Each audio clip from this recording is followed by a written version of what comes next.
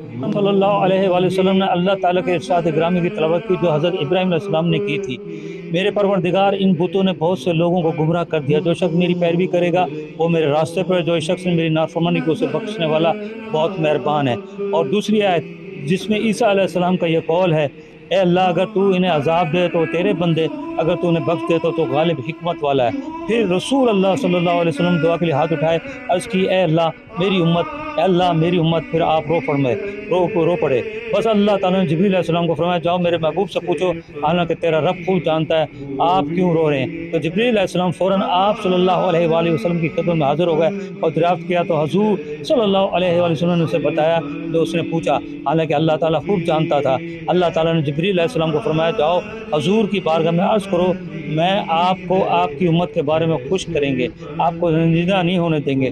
तफसीर में आगे फरमाते हैं कि हजूर सल्लल्लाहु अलैहि वसल्लम ने अर्ज़ की, ए मेरे रब, मैं उस वक्त तक राज़ी नहीं होऊंगा जब तक मेरे सारे उम्मती दोज़ख से निजात नहीं पा जाएंगे।